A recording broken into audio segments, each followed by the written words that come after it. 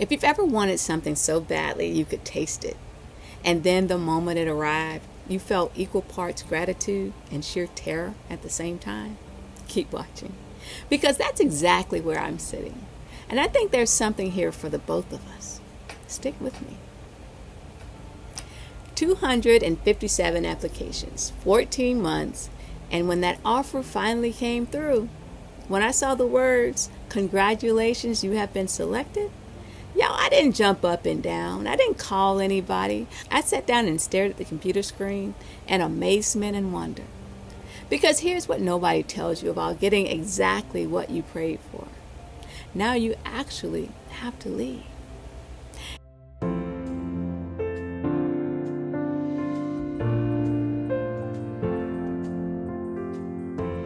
Hey, welcome back to Ways of Change. If you're new here, my name is Vanessa. I'm a mindset coach, a federal employee, an empty nester, and a woman in midlife who decided to stop waiting on someday. And someday showed up.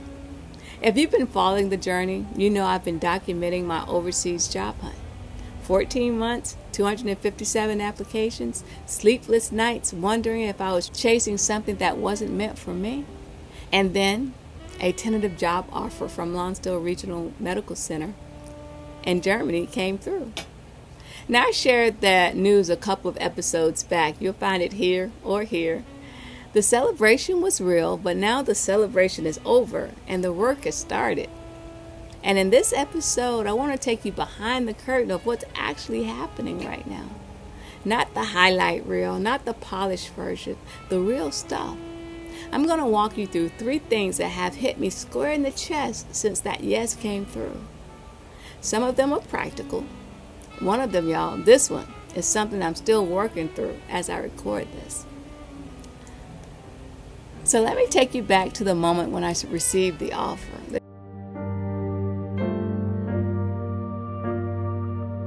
I'm checking emails, scrolling through the junk, the newsletters, the "we regret to inform you" messages I've gotten way too comfortable seeing. And then there it was, Lonsdale Regional Medical Center, subject line, tentative job offer. I opened it. I read it once. I read it again. I took my glasses off, put my glasses back on, and then I read it a third time just to make sure I wasn't imagining words that weren't there. And then I just sat there. Because in that exact moment, it stopped being a dream and started being a move. It wasn't someday I might go. It was, they're waiting for your fingerprints. It wasn't, wouldn't it be amazing? It was, you're required to pass a background check.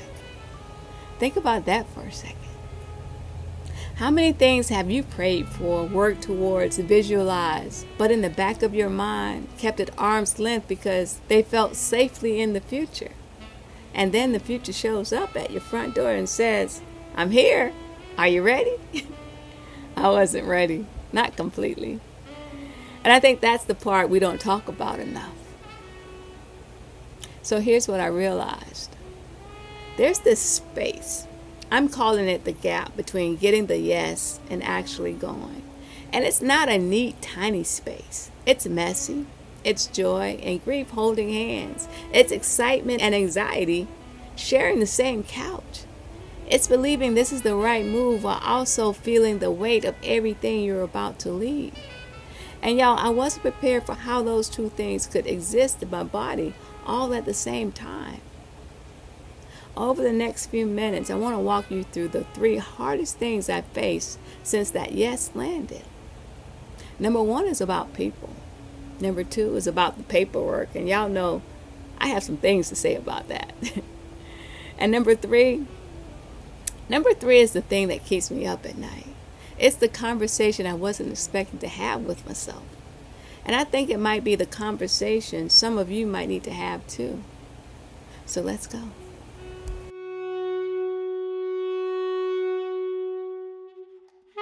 The first people I told about the job offer were my siblings. Now, if you have siblings, you know these are the people who've known you the longest. They knew me before the career, before the titles, before the mindset coach, the federal employee. They knew Vanessa, just Vanessa. So I called them And y'all, they were genuinely happy for me. Not the polite, oh, that's nice kind of happy. The real kind. The we've been watching you work for this and we're so proud of you kind. And that meant more than I can even put into words, because when you're making a decision this big, having the people who know you the best say, we see you and we're behind you, that's fuel for this. That's wind in your sails when the doubts creep back in. Then I told my mom, now y'all, I don't know about your mama, but mine, she's been watching me fight for this. She's heard the frustration in my voice after rejections. So when I told her, she was happy, genuinely happy. No guilt trip, no, are you sure about this? Just support. And being a great-grandma herself, she knows how I feel about proximity to my grandkids. And that's a gift I don't take lightly. Because not everybody gets that when they tell their family they're moving overseas. Now here's where it gets good. My oldest daughter. She lives in Germany. She's over there with my son-in-law and my grandsons. And when I told her, y'all, I wish you could have seen her face. She was already planning trips before I even hung up the phone. Mom, we could do Christmas in the markets. The boys are already asking to keep Stella, my dog, on the weekends. She was plotting weekend trips, and my son-in-law, John, he even offered to convert his man cave into a guest room. And for the first time since that offer came through, I felt something shift. I felt excitement, pure, unguarded excitement, because it hit me. I'm not just moving to a job. I'm moving into their everyday lives, not just the occasional video call. And that right there was the reminder I needed that this wasn't just about leaving. It was also about arriving. But then I told my youngest daughter. She lives in West Texas. She was happy for me. She said all the right things. Mom, you worked so hard for this. You deserve this. I'm proud of you. But here's what I felt. You see, one of the things I've always told my kids, no matter how good things are, no matter how bad things get, you could always come home. Home is always here. I meant that with every fiber of my being. And now home is moving to Germany. She's an adult, yes. She's building her own life, and I know she's going to be fine. But there's something about knowing that the promise I made, you could always come home, has to mean something different now. It's not gone. It's just different. Home won't be a drive across Texas anymore. Home will be a flight across the ocean. Home will be a new address she's never seen and a guest room she's never slept in. And y'all, that's where the joy and grief showed up at the same time. Because I'm genuinely excited about this move. And I'm genuinely heartbroken about what shifts and the process. That's the thing about starting over after 50. You're not 22 with a backpack and nothing to lose. You've built a life. You've built relationships. You've built a home. And you made promises inside of that home. And leaving, even for something beautiful, means those promises have to stretch in ways you didn't anticipate. So telling people, that was the first hard thing. And y'all, I barely scratched the surface. But let me tell you about the second one. Because if you think the emotional conversations were overwhelming, wait until you see the paperwork. Oh my gosh.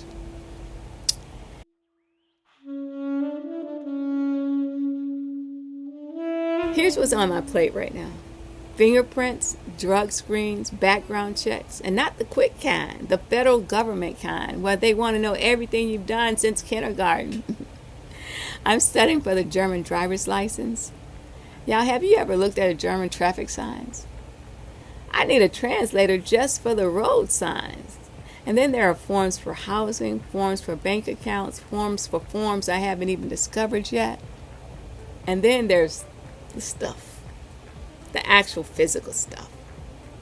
I'm selling the tiny house. And y'all, I think I've already have a buyer. That's a praise report right there. Let me pause and thank God for that one. Thank you, God. But even with the buyer, there's a process. There's paperwork on top of paperwork. There's deciding what goes, what stays, what gets donated, what gets handed down. I'm shipping my car. Do you know what's involved in shipping a car overseas? I didn't. Now I do. It's a whole thing. And then there's Stella, my 22-pound mini Bernedoodle. Getting the dog ready for an international move, y'all, this is a process. There are vet certificates and health screenings and airline regulations and timing requirements. There's a whole timeline just for the dog. And listen, Stella didn't apply for this job. Stella didn't ask to move to Germany, but Stella's coming.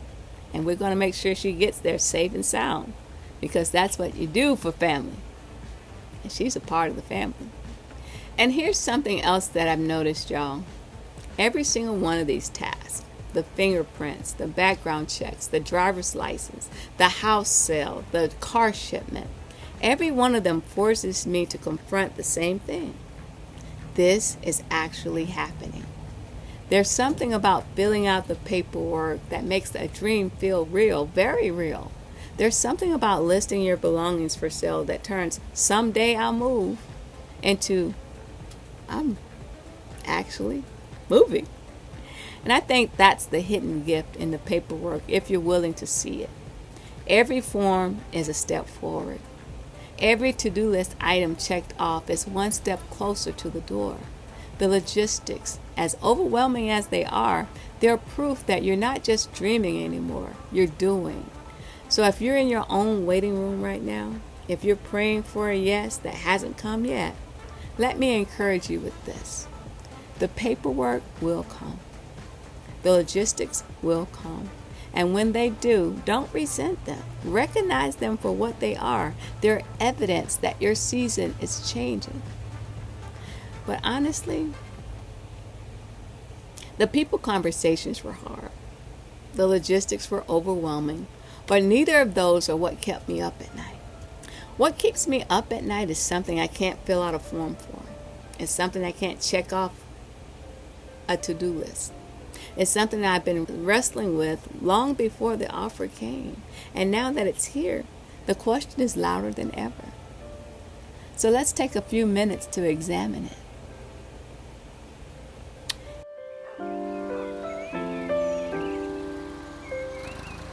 Here's the question.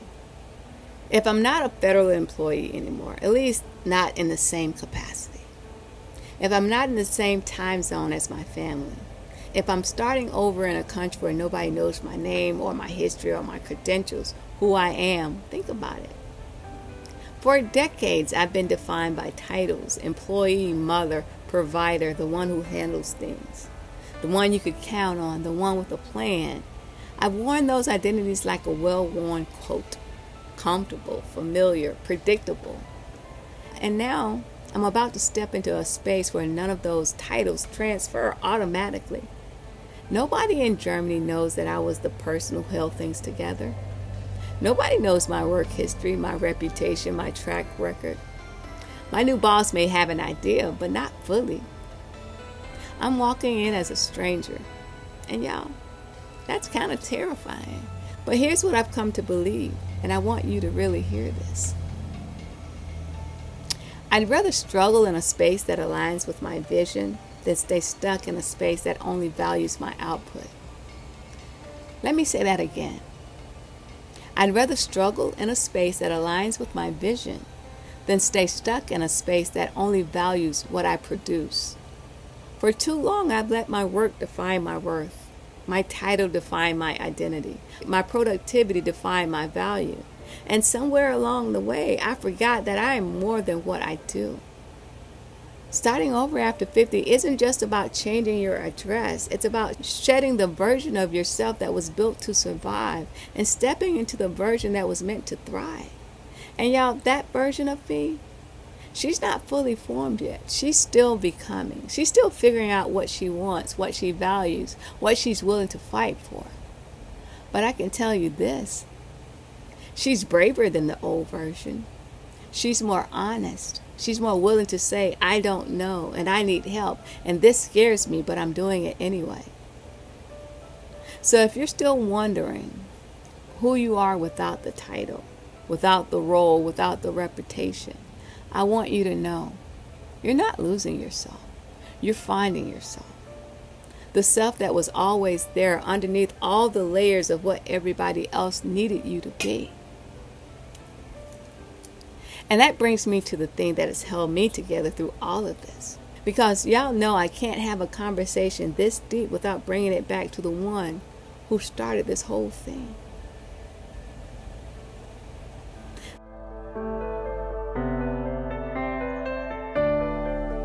There's a verse I've been sitting with this week.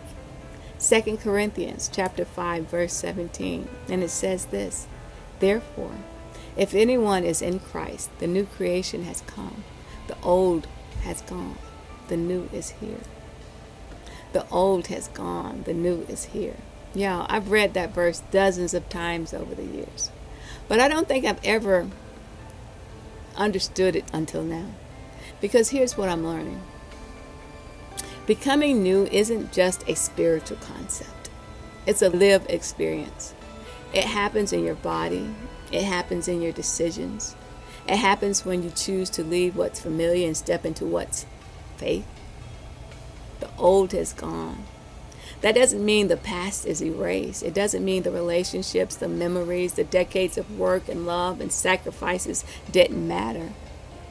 It means they don't define you anymore. They're a part of your story, but they're not the end of your story. The new is here. Not the new is coming someday. Not the new will arrive once you have it all figured out. The new is here, right now, in this mess, in this uncertainty, in the pile of forms on your kitchen table. God is doing a new thing, and you don't have to wait until you're all settled to start living in it. Here's what I'm holding on to, and I encourage you to do the same. Faith isn't the absence of fear. I wished it was. Faith is deciding to move anyway. Faith is putting the tiny house up for sale when every logical voice in my head is asking if you lost your mind. Faith is not passive, it's active. It's a verb. It shows up in the fingerprints, in the background checks, in the driver's license study sessions. It shows up in the hard conversations, even in the harder goodbyes. And I believe with everything in me that the same God who opened this door is going to walk through it with me. He's not dropping me off at the airport and saying, good luck. He's going ahead of me. He's already in Germany. He's already preparing the space. He's already working on the relationships I haven't even formed yet and the challenges I haven't even faced yet. That's not arrogance, my friend. That's not blind optimism. That's faith. And faith is the only reason I'm still standing. So if you're in your own version of this right now, standing at the edge of a decision that terrifies you, wondering if you're brave enough to actually go through with it, let me tell you what I'm telling myself every single day. You don't have to have it all figured out. You don't have to feel ready.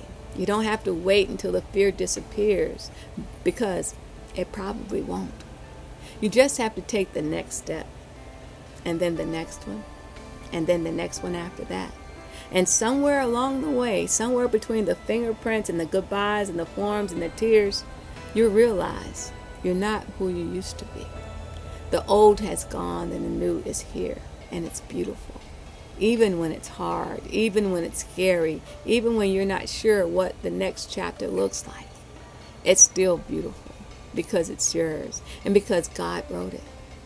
All right, my friend, before we wrap this up, I have 3 journal prompts for you because y'all know I believe in doing the work, not just hearing the words. So grab your journal, pause this if you need to, and sit with these. Number 1, what will you have to say goodbye to if your yes came tomorrow? And what's one goodbye you're not ready for? Number 2, write down 3 identities you carry right now. Your title, your role, your reputation. Now ask yourself, which one would be the hardest to leave behind and why? Number 3, if courage isn't the absence of fear, but the decision to move anyway, write down one small move you can make this week. One step, one call, one application, one conversation. What's your next move? Don't just think about these. Write them down. There's something about putting pen to paper that makes this real. And I want this to be real for you. Now, next time on Ways of Change, we're getting into the timeline, the actual timeline. When do I leave? Well, maybe estimated time.